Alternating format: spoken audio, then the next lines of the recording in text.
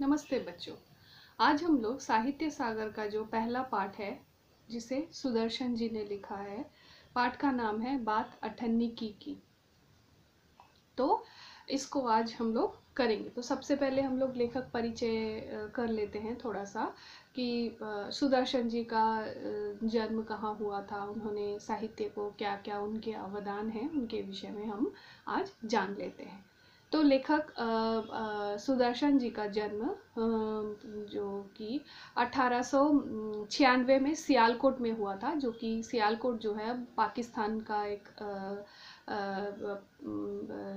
की जगह है, वहाँ पर हुआ था। और इनका वास्तविक नाम जो है वो बद्रीनाथ था। प्रारंभ में सुदर्शन जी ने उर्दू में अपनी रचनाएं लिखी। धीरे धीरे उन्होंने हिंदी भाषा में लिखना शुरू किया।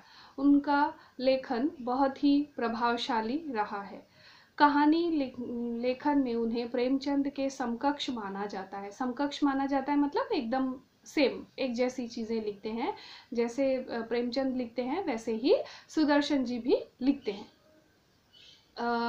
कहानी लेखन में इन्हें प्रेमचंद के समकक्ष माना जाता है। इनकी कहानियों में समस्याओं का समाधान आदर्शवादी दृष्टिकोण से किया गया है। इनकी कहानियां जीवन के यथार्थ का चित्रण करती हैं, जिनका संदेश आदर्शवादी होने के साथ साथ समाज सुधारक भी है। यानी जिन कहानियों से हमें आदर्श तो मिलता ही है, साथ में उन कहानियों से हम समाज के लिए बहुत कुछ कर सकते हैं, समाज सुधार कर सकते हैं, उसके बारे में भी उससे हमें प्रेरणा मिलती है। उनकी भाषा सहज, सरल, मुहावरेदार के साथ साथ प्रभावशाली भी है। जैसे ये कहानी बात अठन्नी की, इसमें भी बहुत सारे मुहावरों का प्रयोग किया गया है। मुहावरा जो होता है वो अपनी बात को बहुत ही प्रभावशाली रूप से लोगों के सामने प्रस्तुत करने के लिए मुहावरों का प्रयोग किया जाता है। तो सुदर्शन जी ने भी मुहावरों का प्रयोग किया है इस अपनी कहानियों में, ताकि उनकी बात जो है वो और भी ज़्यादा प्रभावशाली लगे, और भी ज़्यादा चुटीली लगे, और भी प्रभाव लोगों के मन में बहुत देर तक छोड़ता जाए। और उनकी भाषा बहुत ही सहज, सरल है और प्रभावशाली भाषा है। तो इनकी जो कुछ महत्वपूर्ण रचनाएं हैं, पहले हम उनके बारे में भी पढ़ लेते हैं। हार की जीत, सच का कैद, अठन्नी का चोर, साइकिल की सवारी, तीर्थ यात्रा, पत्थरों का सौदागर, पृथ्वी बल्लभ आदि इनकी सुप्रसिद्ध एवं लोकप्रिय कहानियां हैं। कहानी लेखन के अतिरिक्त आपने अनेक फिल्मों के लिए पटकथा तथा गीत भी लिखा है। यानी ये जो सिनेमा होते हैं उनकी कहानियां भी इन्होंने लिखी हैं, और कुछ गाने भी इन्होंने लिखे हैं।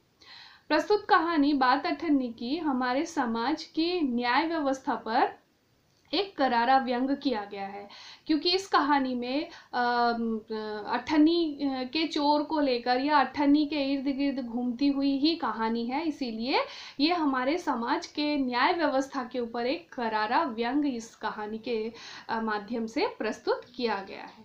तो सबसे पहले हम लोग थोड़ा सा कहानी का सार या सारांश हम लोग इसको कर लेते हैं। तो बाबू जगत सिंह जो है वो पेशे से इंजीनियर हैं, और रसीला उनके घर का नौकर है। क्योंकि इस कहानी में केवल बहुत 4-5 ही पात्र हैं।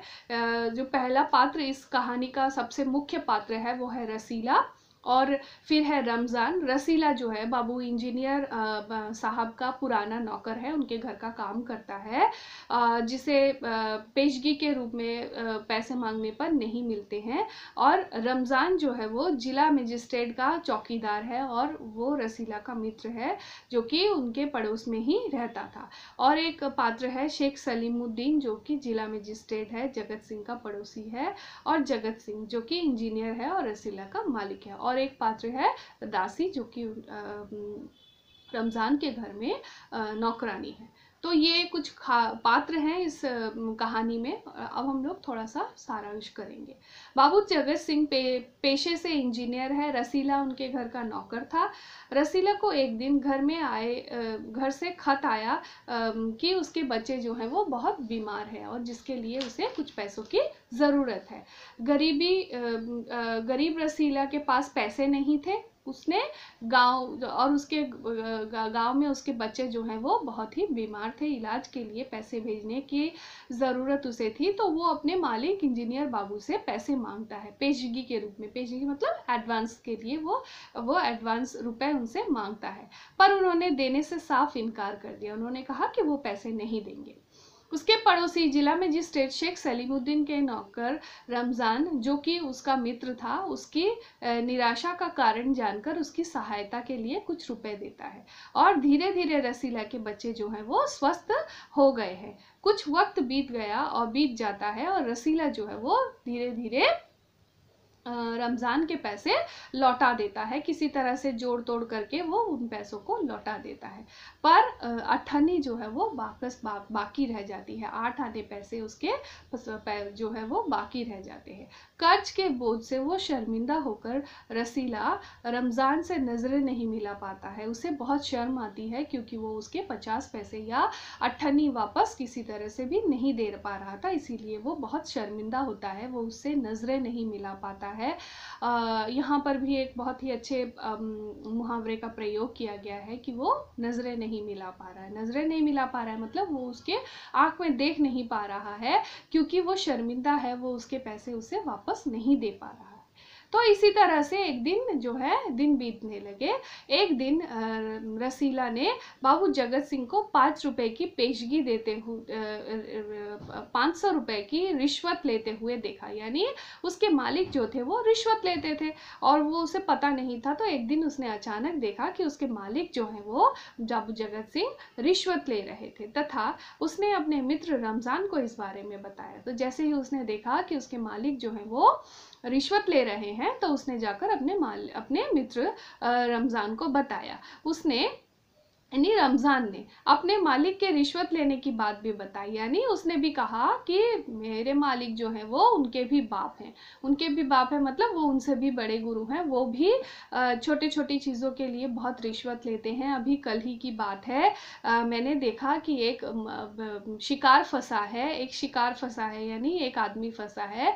लगता है कि 1000 रुपये से कम में बात नहीं बनेगी। 1000 रुपये से कम यानी 1000 रुपये वो लेकर ही छोड़ेगा, इसीलिए 1000 रुपये से कम में बात नहीं बनेगी, मुझे ऐसा लगता है। तो ये बात वो अपने मित्र रसीला को कहते हैं और वो दोनों इसी बात को लेके डिस्कस करते हैं कि कैसे ये लोग रिश्वत ले लेकर इतने बड़े बड़े कोठियों में रहते हैं, इतना बड़ा घर बनाते हैं और हम लोगों को देने के लिए इनके पास पैसे नहीं है। हम पूरा महीना खटते हैं और पूरा महीना खटने के बाद हमें केवल 10-12 रुपए ही मिलते हैं। हम लोगों की तनख्वाह ये लोग नहीं बढ़ाते हैं। तो वो लोग शोषित हैं, उनके ऊपर शोषण किया जा रहा है, उनसे बहुत सारा काम लिया जाता है और बदले में उनके साथ अच्छा व्यवहार तो किया जाता ही नहीं है और ना ही उन्हें उनकी तनख्वाह बढ़ाई जाती है। ज़रूरत पड़ने पर उन्हें उनके ही पेशगी यानी वो एडवांस मांग रहा था ताकि अगले महीने के पैसे से वो उसे अपने पैसे से ही काट कर वो पैसे वो वापस दे सके। वो नहीं कहता है कि मुझे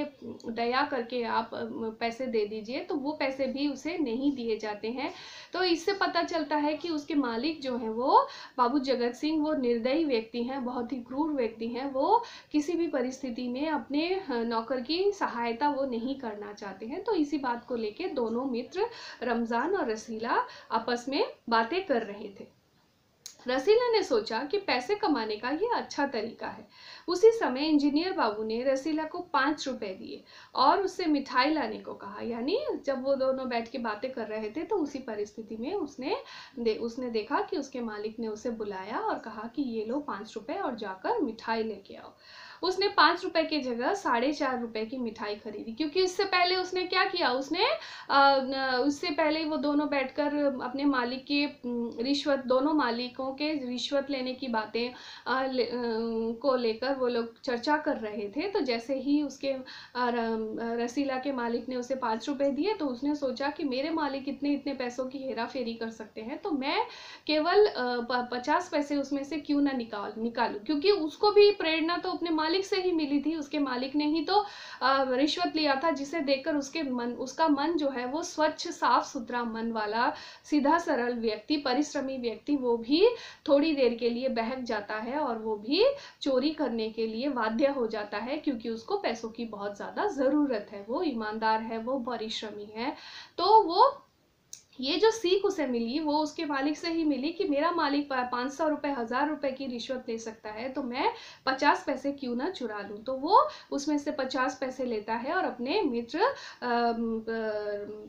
मित्र रमज़ान को वो दे देता है और सोचता है कि मेरा कर्ज जो है वो चुकता हो गया, और वो 4.5 रुपये की मिठाई लेकर वापस आता है। और जब वो आता है, आते ही वो अपने मालिक को देता है, और मालिक वो मिठाई देखकर बहुत ज़्यादा नाराज़ हो जाते हैं, बहुत ज़्यादा गुस्सा हो जाते हैं और कहते हैं कि ये क्या 5 रुपए की मिठाई है। तो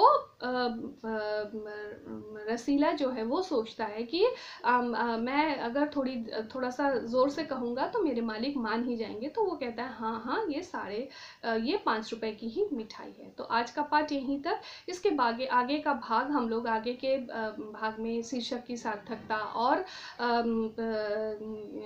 उद्देश्य और इस पाठ के कुछ महत्वपूर्ण बिंदुओं को लेके अगले वीडियो में हम लोग चर्चा करेंगे। अपना ध्यान रखना, ठीक से रहना। धन्यवाद।